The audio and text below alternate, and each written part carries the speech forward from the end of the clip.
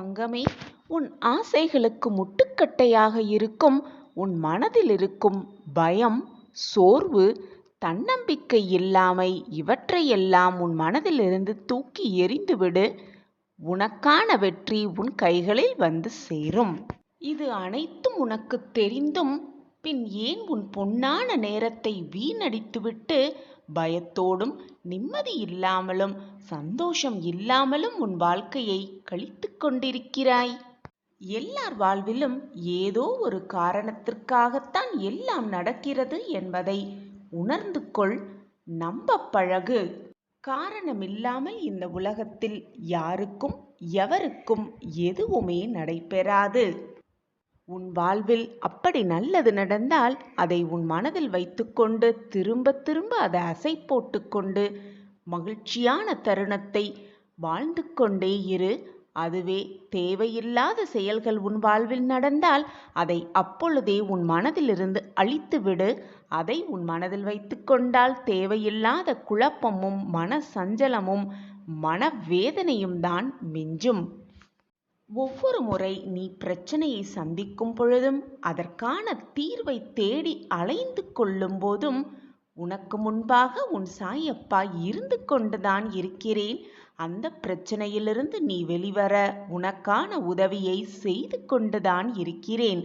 பிரச்சனைகளால் சூழ்ந்து கொண்டிருக்கும் உன் மனதும் உன் வாழ்வும் நான் இருப்பதை உணர முடியாமல் தவித்து கொண்டிருக்கிறது. மனதை முதலில் நிம்மதியாக வைத்துக்கொண்டு தேடு. பின் உன் பிரச்சனைகளுக்கான விடியல் உன் கண்களுக்கு பிரகாசமாக, ஏன் மிக பிரகாசமாகவே தெரியும். உனக்கு ஏற்பட்டிருக்கும் சோதனைகளையும் கஷ்டங்களையும் பார்த்து பயப்படாமல், மனம் நொந்து போகாமல், என்ன செய்வது ஏது செய்வது என்று குழம்பாமல் நம்பிக்கையோடு தன்னம்பிக்கையோடு கண்களை திறந்து கொண்டு நன்றாக பார். உன் பிரச்சனைகளுக்கான விடிவு காலம், அதற்கான விடை உன் கண்களுக்கு தெரியும். அந்த நேரத்தை நான் உனக்காக உருவாக்கியே தீருவேன். இது உன் சாயப்பாவின் சத்திய வாக்குதான். உன்னை பாதுகாத்து உன் வாழ்க்கையை வழிநடத்த உனக்கு இருக்கும் அனைத்து சோதனைகளையும் தீர்த்து வைக்கவே நானும் போராடி கொண்டிருக்கிறேன். உன் வாழ்க்கையில் நீ பிரகாசமான எதிர்காலத்தை பார்க்க வேண்டும் என்ற ஆசையில் இருக்கிறாய். நானும் அந்த மிகப்பெரிய ஆசையில்தான் இருந்து கொண்டிருக்கிறேன் உன்னை நன்றாக வாழ வைக்க. கண்டிப்பாக மிகப்பெரிய ஆசை ஒன்று, வேண்டுதல் ஒன்று இன்று நடைபெறும். அது கஷ்டகாலமெல்லாம் இன்றோடு முடியப் போகிறது. நாளையே ஒரு பெரும் பாக்கியம் உனக்கு கிட்டப் போகிறது. பெரும் மகிழ்ச்சியாக வாழப்போகும் அந்த பாக்கியம் உனக்கு கிட்டப் போகிறது. நான் அதை உனக்கு வரமாக அளிக்க உன் இல்லம் தேடி வருவேன். உனக்கு நிகழ்வும் நிகழ்வுகள் எல்லாமே ஏற்கனவே தீர்மானிக்கப்பட்டதுதான், முடிவு செய்யப்பட்டதே. அதில் இன்பம் துன்பம் என்று எதுவுமே நிரந்தரமே அல்ல. நீ துன்பமாக வருந்தும் ஒரு நிகழ்வு மற்றவர்களுக்கு இன்பமாக இருக்கலாம். நீ இன்பமாக ஆனந்தமாக கருதும் ஒரு நிகழ்வு மற்றவர்களுக்கு அதீத துன்பமாகவும் இருக்கலாம். இந்த உலக வாழ்வில் இன்பமோ துன்பமோ எதுவுமே நிரந்தரம் அல்ல. உன்னுடைய எண்ணங்களை பொறுத்துதான் அமையும் இன்பமும் துன்பமும். நீ அதை எப்படி பார்க்கிறாயோ அதை பொறுத்துதான் உன் வாழ்க்கையின் அமைப்பே இருக்கிறது. இன்பம் வந்துவிட்டால் நிலை கொள்ளாமல் ஆடுவதும், துன்பம் வந்துவிட்டால் அப்படியே சரிந்து உட்கார்ந்து விடுவதுமாக இருந்தால் எதையுமே உன்னால் நகர்த்தக்கூட முடியாது. எதையுமே சரிசமமாக பார்க்க பழகிக்கொள். நீ நினைப்பதற்கு மேலாகவே உன் வாழ்க்கையில் மகிழ்ச்சி உன்னை வந்து சேரும். வரங்களை அள்ளி அள்ளி பெற்றுக்கொள்வாய். நேற்று நீ துன்பமாக கடந்த ஒரு நிகழ்வு இன்று இன்பமாக உனக்கு மாறி இருக்கலாம். அதேபோல் இன்று நீ துன்பமாகவோ இன்பமாகவோ கருதும் ஒரு நிகழ்வு நாளையே உனக்கு இன்பமாகவும் மாறலாம், துன்பமாகவும் மாறலாம். உன் பார்வையை பொறுத்துதான் அதில் அமர்ந்திருக்கிறது. உன்னுடைய எண்ணத்தை பொறுத்துதான் அது நிகழவும் செய்கிறது. காலம் அதற்கான மாற்றத்தை கொண்டு வந்து கொண்டுதான் இருக்கும்.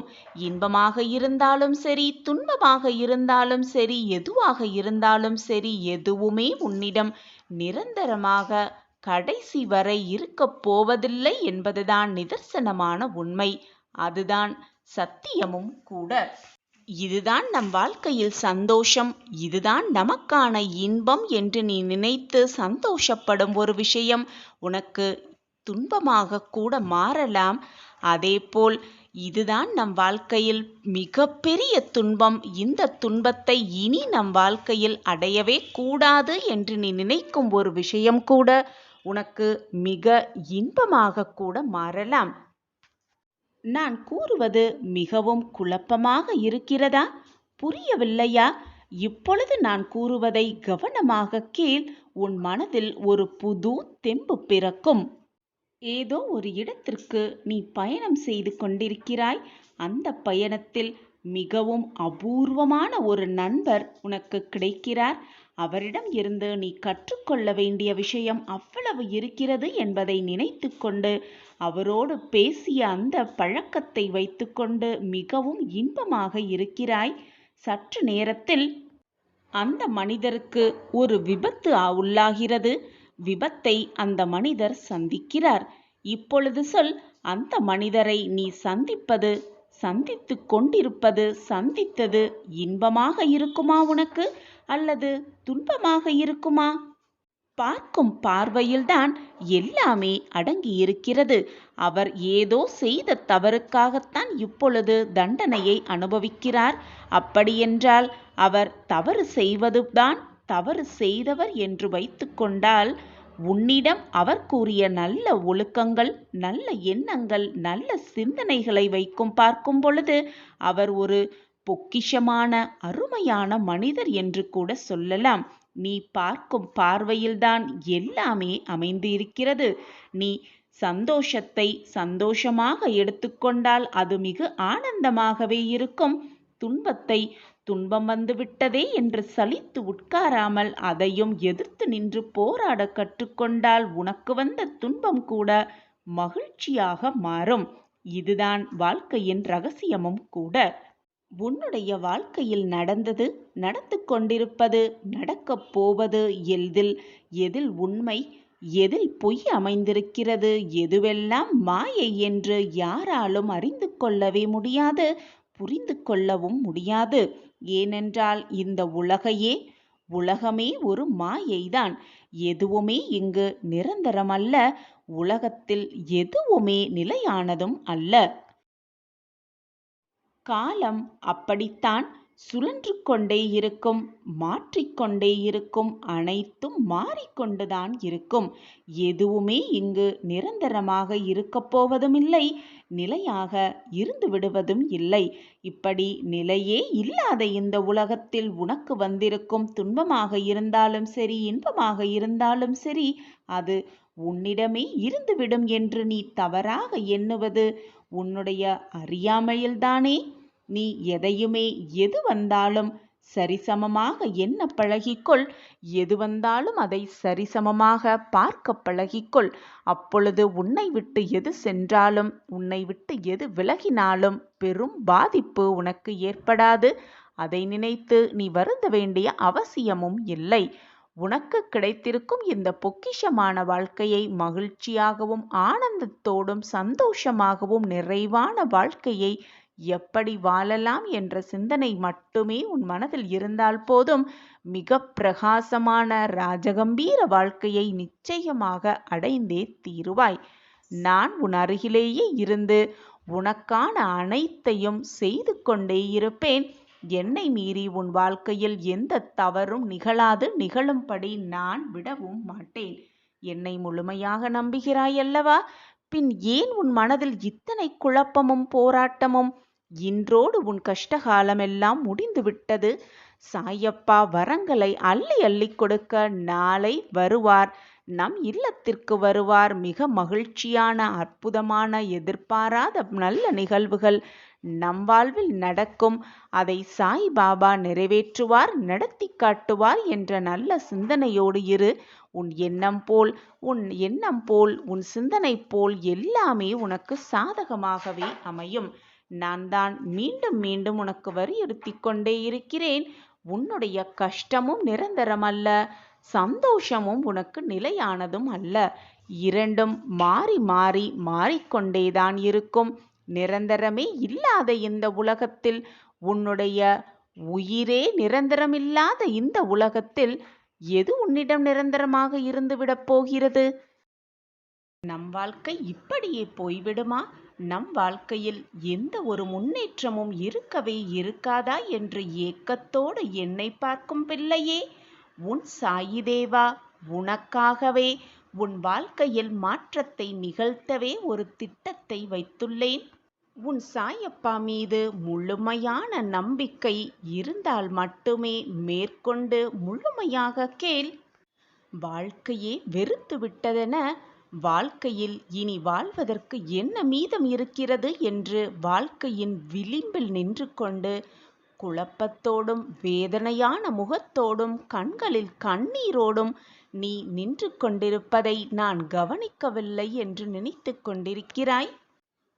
என்னிடம் பிரார்த்தனை வைக்காதவர்களையே நான் நித்தம் நித்தம் கவனித்து கொண்டு அவர்களுக்கு தேவையான அனைத்தையும் பார்த்து பார்த்து செய்து கொண்டிருக்கும் இந்த வேளையில், நானே சர்வதம், நானே அனைத்தும் என வாழும் என் பிள்ளையை நான் பார்க்காமல் விட்டு விடுவேனா?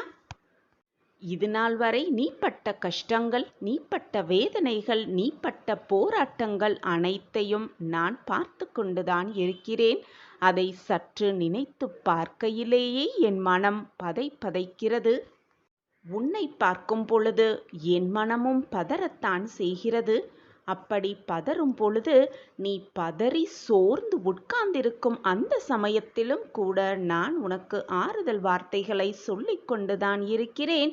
நேர்மறை சிந்தனைகளை உன் மனதிற்குள் வளரவிட்டு கொண்டுதான் இருக்கிறேன். என் அன்பு பிள்ளையே, நீ கடக்க வேண்டிய தூரம் இன்னும் சிறிது இருக்கத்தான் செய்கிறது. உன் கர்ம வலிமை அப்படி. நீ செய்த பாவ புண்ணிய கணக்குப்படிதான் உன் வாழ்க்கையில் இன்பமும் துன்பமும் நிரம்பிக் கொண்டிருக்கிறது, நிகழ்ந்து கொண்டிருக்கிறது. உன் கர்மாவின் வலிமைகள் குறைய இன்னும் சிறிது காலமே இருக்கிறது. அதுவரை எல்லையற்ற நம்பிக்கையோடு, பொறுமையோடு இதுவரை எப்படி காத்திருந்தாயோ அப்படியே இனி வரும் சிறிது நாட்களும் காத்திருந்துதான் ஆக வேண்டும் பிள்ளையே. அற்புதங்களையும் அதிசயங்களையும் ஒரே நொடியில் நடத்தி காட்டும் வல்லமை என்னிடம் இருக்கிறது என்று உனக்கு தெரியும் தானே? என்னுடைய திருவிளையாடல், என்னுடைய அதிசயம் உன் வாழ்வில் நடக்க வேண்டும் என்பதால்தான் நீ இவ்வளவு போராட்டங்களையும் சங்கடங்களையும் தாண்டி வந்து கொண்டிருக்கிறாய் என்பதை தீர்க்கமாக நம்பு.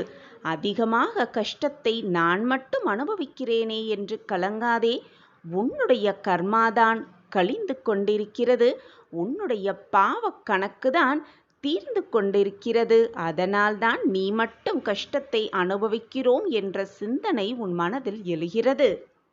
எந்த சங்கடங்கள் வந்தாலும், எந்த தடங்கல்கள் வந்தாலும் அதை முகமலர்ச்சியோடு ஏற்றுக்கொண்டு சந்தோஷமாக வாழ பழகிக்கொள். நான் உனக்காக ஒரு புதிய திட்டத்தை வகுத்துவிட்டேன். இது நாள் வரை சோகத்தோடும் கண்ணீரோடும் சோதனைகளோடும் கழிந்த உன் நாட்களை மாற்றியமைக்கும் வேலையை நான் ஏற்படுத்திவிட்டேன். அதற்கான முடிவையும் எடுத்துவிட்டேன். இப்பொழுது நீ வேதனை என்னும் கடலில் மூழ்கி இருப்பது போல ஒரு தோற்றத்தையும் உருவாக்கி கொள்ளலாம். கஷ்டங்கள், சோதனைகள் என்ற விரக்தியில் என்ன செய்வது, ஏது செய்வது என்று குழப்பமான மனநிலையில் இருக்கலாம். அதை பற்றியெல்லாம் நீ சிந்திக்க வேண்டிய அவசியமே இல்லை. உன் கனவுகளெல்லாம் நிஜமாகும் நேரம் வந்துவிட்டது. உன் கவலைகளெல்லாம் மறையும் நேரம் வந்துவிட்டது.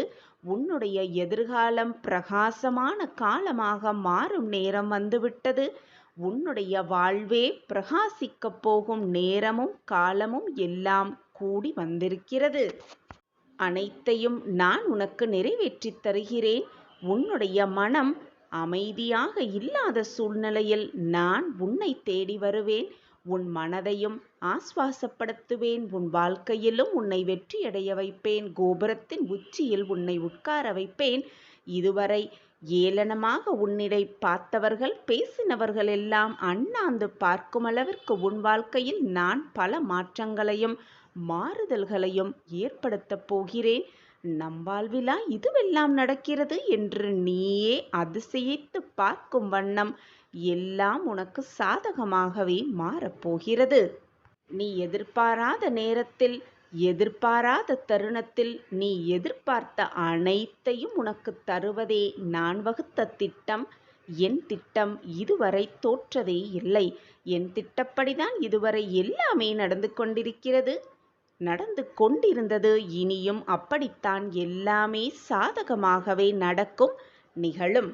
எனவே கலங்காதே. இது நாள் வரை எதுவும் தவறாக முடிந்து விடவில்லை, இப்பொழுதும் எதுவும் முடிந்து விடவில்லை.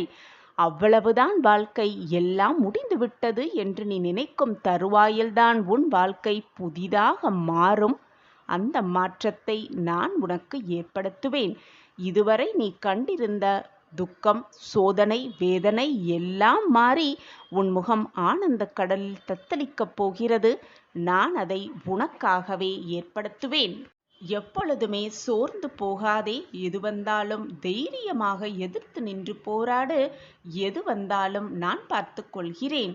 உன்னுடைய நல்ல எண்ணத்திற்கும் உன்னுடைய நேர்மறையான குணத்திற்கும் நீ வைத்த உண்மையான பாசத்திற்கும் நிச்சயமாக சிறந்த பலனை, தக்க பரிசை உன்னிடம் கொண்டு வந்து சேர்ப்பேன். குழந்தையே, உனக்கான நிம்மதியான சந்தோஷ வாழ்வை உனக்காகவே நான் அமைத்து தரப்போகிறேன். என் அன்பு பிரியமே, இது உனக்கான நேரம். இந்த நல்ல நேரத்தில் இப்பொழுது என்ன வேண்டிக்கொண்டு, என்ன பிரார்த்தனையை செய்து கொண்டு இதை கேட்டுக்கொண்டிருக்கிறாயோ, அந்த பிரார்த்தனையும் அந்த வேண்டுதலும் நிச்சயமாக நான் நிறைவேற்றுவேன். இது உன் சாயப்பாவின் சத்திய வாக்குதான். என் வாழ்க்கையில் கர்ம வினைகளை மட்டும் நான் சுமந்து கொண்டிருக்கிறேன். இந்த கர்மாவிலிருந்து நான் எப்பொழுதுதான் வெளிவருவேன்? என் கர்மாவிலிருந்து வெளிவந்து எனக்கான வாழ்வை நான் எப்பொழுதுதான் ஆனந்தமாக நிம்மதியாக வாழ்வேன் என்று என்னிடம் நித்தம் நித்தம் நீ கேட்டுக்கொண்டே இருக்கிறாய் குழந்தையே. குழந்தையே, எப்பொழுதும் எதிலும் மனதை விட்டு விடாதே. கர்ம வினைகளின் வலிமைகளில் நீ போராடி கொண்டு இருந்தாலும், உன் கர்மாவின் தாக்கத்தினால் நீ போராடி கொண்டிருந்தாலும், நீ இருப்பது உன் சாயப்பாவிடம், நீ இருந்து கொண்டிருப்பது உன் சாயப்பாவின் அருகில் என்பதை எப்பொழுதும் மறந்து விடாதே. குழந்தையே, நீ துன்பத்தை எப்பொழுதெல்லாம் அனுபவிக்கிறாயோ, எப்பொழுதெல்லாம் போராட்டத்தின் உச்சியில் நின்று கொண்டிருக்கிறாயோ, அப்பொழுது என்னுடைய அன்பு கரங்கள் உன்னை நோக்கி வரும். என்னுடைய ஆசிர்வாதம் எப்பொழுதுமே உன்னிடமே இருக்கும். உன்னுடைய மன வேதனையும் மன போராட்டத்தையும் தீர்க்க என்னாலான முயற்சிகள் அனைத்தையும் நான் செய்து கொண்டே இருப்பேன். என் பிள்ளையாகிய உன்னை மன வேதனைப்படும்படி நான் எப்பொழுதும் விட்டுவிடவே மாட்டேன். ஏதாவது ஒரு ரூபத்தில் என்னுடைய அன்பும் என்னுடைய அரவணைப்பும் உன்னை நிச்சயமாக தாங்கியே பிடிக்கும். ஒரு குழந்தையை பெற்றெடுக்கும் பொழுது அந்த தாய்க்குத்தான் தெரியும் அந்த குழந்தையை பெற்றெடுப்பதற்கின் வேதனை என்னவென்று. ஆனால் அந்த வேதனையெல்லாம் பறந்தே போய்விடும் அந்த தாய் தன் குழந்தையின் முகத்தை பார்த்தவுடன். தான் பெற்றெடுத்த அந்த குழந்தையின் முகத்தை பார்க்கும் அந்த நொடி, அந்த தருணம், தான் வாழ்க்கையில் இதுவரை தான் சந்தித்த அனைத்து வேதனைகளையும் அனைத்து துன்பங்களையும் மறந்து அந்த சந்தோஷ தருணத்தை அனுபவிப்பாள் ஒரு தாய். அந்த தாயின் சந்தோஷம் எவ்வளவு எல்லையே இல்லாததோ, அந்த தாயின் மகிழ்ச்சி எல்லையில்லாமல் இருக்கிறதோ, அதே மாதிரி அந்த சந்தோஷத்தை அந்த மகிழ்ச்சியை என் பிள்ளையாகிய நீயும் இந்த தருணத்தில் அனுபவிக்கப் போகிறாய். அந்த தருணம் எல்லாம் கூடி வந்திருக்கிறது குழந்தையே. இது உன்னுடைய நேரம். உனக்கு சந்தோஷமான வாழ்க்கையை அள்ளி அள்ளி தரப்போகும் நேரம். என்னுடைய சிரித்த முகம் எப்படி உன் கண்கள் படுகிறதோ அதே மாதிரி மகிழ்ச்சியாக, சிரித்ததாக, ஆனந்தமாக உன் வாழ்க்கையும் மாறத்தான் போகிறது. அப்பா, என் வாழ்க்கை மாறிவிட்டது, நான் எப்படிதான் உங்களுக்கு நன்றி சொல்லப் போகிறேன் என்று புரியவே இல்லை என்று நீ என்னிடம் நிச்சயமாக வந்து கூறுவாய். அந்த தருணத்தை நான் உனக்காக நிச்சயமாக ஏற்படுத்தியே தீருவேன். எந்த நிமிடம், எந்த நொடி உன் சாயப்பாவின் பாதத்தில் நீ சரணடைந்தாயோ அந்த நேரம் முதல், அந்த வினாடி முதல் நான் உன்னை பின்தொடர்ந்து வந்து கொண்டுதான் இருக்கிறேன். உன் மகிழ்ச்சியிலும், உன் ஆனந்தத்திலும், உன் வேதனையிலும், உன் துன்பத்திலும், உன் சோதனைகளிலும் அனைத்திலும் நான் உன்னுடன் தான் இருந்து கொண்டிருக்கிறேன். நீ ஆனந்தமாக இருக்கும் பொழுது நான் உன்னை பார்த்து பூரிப்படைகிறேன். நீ மனவேதனையாக இருக்கும் பொழுது உன் வேதனையை எப்படி தீர்க்கலாம் என்ற சிந்தனை செய்து கொண்டு உன் வேதனையை தீர்த்து வைப்பதற்கான வேலையையும் நான் செய்து கொண்டுதான் இருக்கிறேன். என் பார்வை எப்பொழுதும் உன் மீதுதான் பிள்ளையே. நான் உன் அருகிலேயே இருக்கிறேன் என்பதை மட்டும் நீ நம்பினால் போதும். அந்த நம்பிக்கை ஒன்றே போதும். உன்னுடைய ஆசைகள், வேண்டுதல்கள், பிரார்த்தனைகள் எதுவுமே நிராசையாக போகாது. என் அன்பு பிரியமே, உன்னுடைய பிரார்த்தனைகள் எல்லாம் நிறைவேறும், உன்னுடைய வேண்டுதல்கள் எல்லாம் நிறைவேறும், உன்னுடைய ஆசைகள் எல்லாமே உனக்கு நிறைவேறும். சாயியை முழுவதுமாக நம்பினாலே போதும். தினமும் பூஜை புலஸ்காரம் எல்லாம் செய்ய வேண்டிய அவசியமே இல்லை. மனதால் உனக்கு ஒரு முறை சாயி என்று நினைத்தால் போதும். உன்னுடைய வேண்டுதல்கள் எதுவாக இருந்தாலும் எனக்கு தெரியும். சாயிநாதரே, என் வேண்டுதல்கள் எல்லாம் உங்களுக்கு தெரியும் என்று சொல்லுகிறீர்களே, ஆனால் என்னுடைய பிரார்த்தனை ஏன் பலிக்காமலேயே இருக்கிறது? என் வாழ்க்கை ஏன் மேம்படாமலேயே இருந்து கொண்டிருக்கிறது என்றுதானே கேட்கிறாய் குழந்தையே? உன்னுடைய பிரார்த்தனை, நீ என்னிடம் வைத்த வேண்டுதல் இன்றல்ல என்றாவது ஒரு நாள் நிச்சயமாக நிறைவேறும். நான் அந்த வாக்கை உனக்கு பரிபூர்வமாக கொடுக்கிறேன். உன்னுடைய கர்மாவின் வலிமைகளால் தான் சில நேரம் அது காலதாமதமாகிறது. உன் கர்மாவின் வலிமைகளையும் குறைக்கும் வேலையையும் நான் செய்து கொண்டுதான் இருக்கிறேன். ஆனால் அதற்குள் நான் சாயப்பாவிடம் வைத்த வேண்டுதல்கள் எதுவுமே பலிக்கவில்லை. என்னை சாயப்பா பார்க்கவே இல்லை, என் வாழ்க்கையை வழிநடத்தவே இல்லை என்று அனைத்தையும், நம்பிக்கை மொத்தத்தையும் இழந்து விட்டது போல் நினைத்து கொண்டு என்னிடமே வந்து கோபமாக பேசுகிறாய் குழந்தையே. நீ என்னிடம் எப்பொழுது சரணடைந்தாயோ அப்பொழுதே நான் உன்னுடைய தேவைகள் அனைத்தையும் யோசித்துதான் செய்து கொண்டிருக்கிறேன். உன் மனதை ஆறுதல் படுத்த, உன் வாழ்க்கையை சந்தோஷப்படுத்த, உன் முகத்தில் ஆனந்த கண்ணீரை பார்க்க என்னென்ன செய்ய வேண்டுமோ அனைத்தையும் நான் செய்து கொண்டுதான் இருக்கிறேன், யோசித்து கொண்டுதான் இருக்கிறேன். சிறிது காலதாமதமாகிறது என்றால் அனைத்தும் உனக்கு மகிழ்ச்சியாக, இரட்டிப்பு சந்தோஷமாக நிறைவேறப் போகிறது என்பதை மனதில் இருத்திக்கொள்.